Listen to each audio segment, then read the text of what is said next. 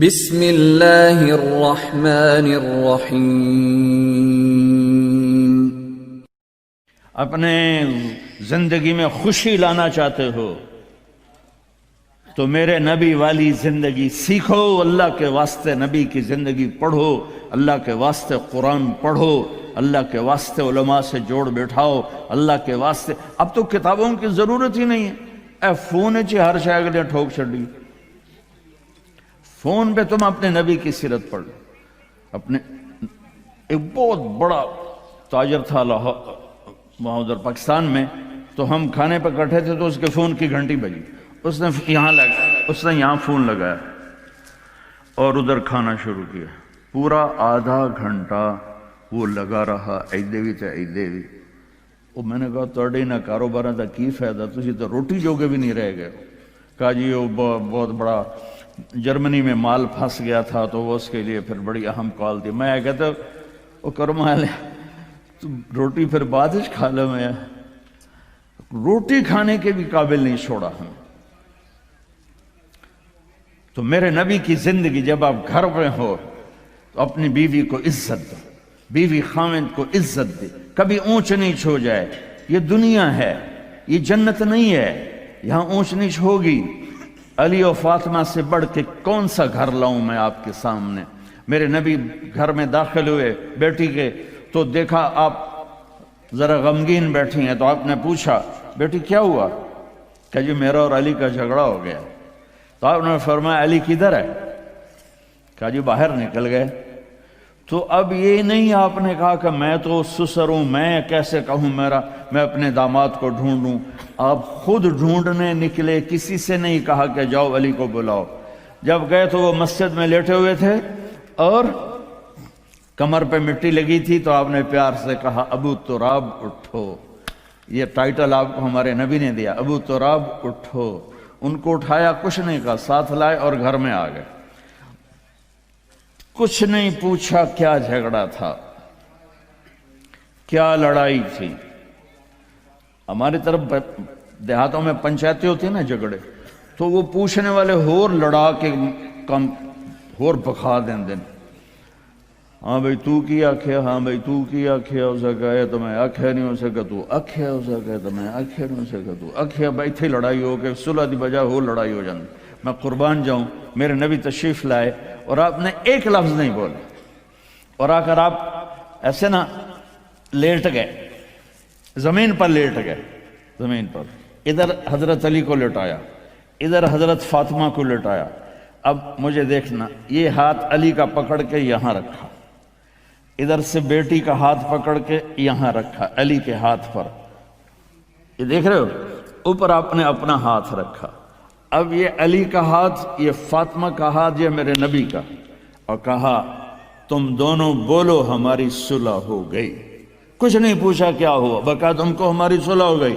تو دونوں نے کہا یہ ہماری صلح ہو گئی۔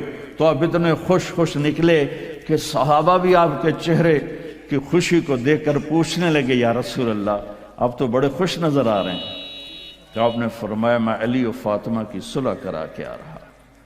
تو اس سے اونچا گھر اور کہاں سے میں دکھاؤں آپ کو؟ یہ دنیا ہے، اللہ کے واسطے اپنی اولاد کے لیے، اپنے لیے، اپنے گھروں کو خوبصورت بناؤ نبی والے اخلاق کے ساتھ، نبی والی محبت کے ساتھ۔ میں کیا سناؤں آپ کو؟ آپ نے حضرت عائشہ سے فرمایا عائشہ سنو، دھیان سے سنو، اظہار محبت، اظہار محبت۔ آپ نے کہا عائشہ مجھے جب سے پتا چلا ہے کہ تو جنت میں میری بیوی ہے، مجھے موت ہی اچھی لگنے لگ گئی۔ اور عربوں کے ماحول میں، عرب کے ماحول میں کوئی یہ کہتا مجھے بیوی سے عشق ہے تو عیب سمجھتے تھے، اور کوئی کہتا میری محبوبہ ایسی تو کہتے واہ واہ۔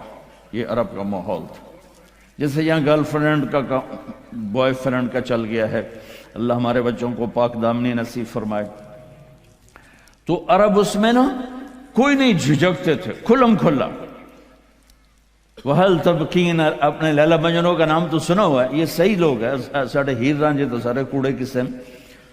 تو وَهَلْ تَبْكِينَ لَيْلَا اِذَا مِتُّ قَبْلَهَا، وقام على قبر النساء النوائح كما لو أصاب الموت ليلى بكيتها وجاد لها دمع من العين صافح.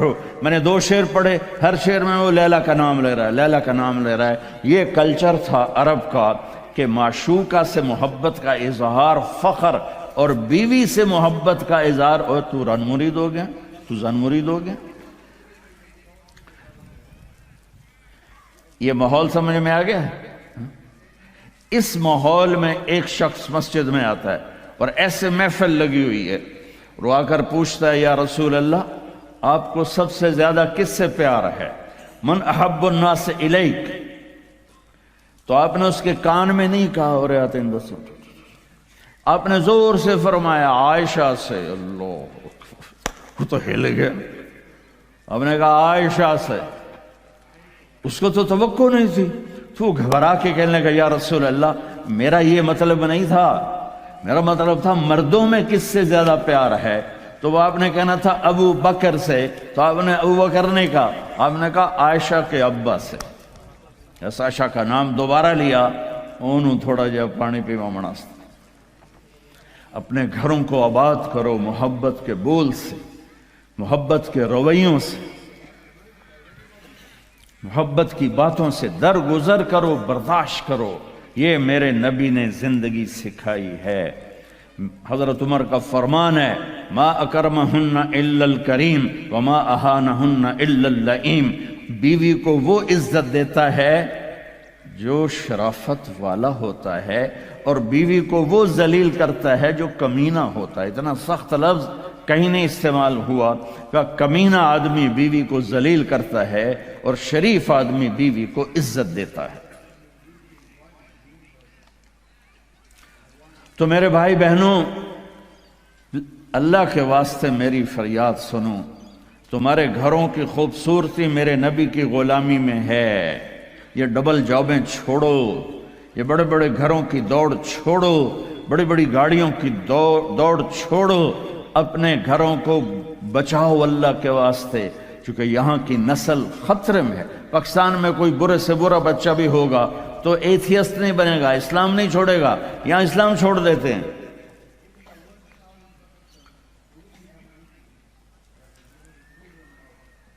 میں آپ کو اپنے گھر کی بتا رہا تھا. ایک بچہ مجھے ملنے آیا، کہنے لگا جی میں نے پورے پاکستان میں ٹاپ کیا ہے ایف ایس سی میں، اور کنگ جو ٹاپ کرتے ہیں وہ کنگ ایڈورڈ میڈیکل یونیورسٹی میں جاتے ہیں. تو 2 دفعہ میں خودکشی کی کوشش کر چکا ہوں، پلز کھائیں، گولیاں، لیکن وہ زندگی تھی بچ گیا. میں نے کہا بیٹا تو چھوٹا سا ہے، تو نے یہ خودکشی کی کیوں یہ تو نے قدم اٹھایا؟ کہا جی میرے امی اور ابو اتنا لڑتے ہیں کہ ڈسہارٹڈ ہو کر میں 2 دفعہ خودکشی کی کوشش کر چکا. ماں اور باپ کی لڑائی نے اتنے بریلینٹ قابل بچے کو مرنے پر مجبور کر دیا. کوئی بھوک نہیں تھی، سوکھے تھے، اچھے خوشحال گھرانہ تھا، لیکن خامد بھی بد زبان، بیوی بھی بد زبان، تو بچے خودکشی پہ آ گئے. بھائیو اگر آپ اپنے آپ کو خوبصورت بنانا چاہتے ہو، دیکھو میں ہاتھ جوڑتا ہوں، سب دیکھو، اس زبان پہ قابو پالو. یہ زبان خوبصورت ہو گئی، دل جڑ جائیں. یہ چند روزہ زندگی ہے. میرے نبی کی 2 سنتیں لے لو. ایک زبان پہ قابو، یہ اس زبان پہ قابو پالو، اس زبان پہ قابو پالو، اس زبان پہ قابو پالو، تو آپ کے گھروں کے 90% مسائل ختم ہو جائیں گے. اور دل کو سب سے صاف رکھو، اور اپنے ایک دوسرے کا ہاتھ بٹھاؤ. اپنے بچوں کو اپنی دولت سمجھو، ان کو یہاں اچھا مسلمان بنا کے چھوڑو. اب یہ نسل یہاں رہنے والی ہے، واپس نہیں جائے گی.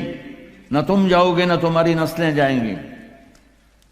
ایک پٹھان کوئی بیٹھا ہو تو پہلے معافی مانگتا ہوں.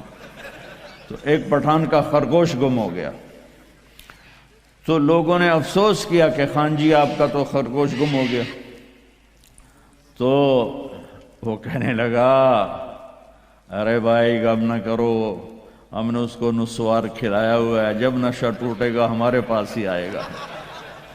تو تمہیں آسٹریلیا کی نسوار لگی ہے، تم پاکستان واپس جاؤ گے؟ نہیں جاؤ گے، ادھر ہی رہو گے۔ لہذا یہاں اس طرح زندگی سیکھو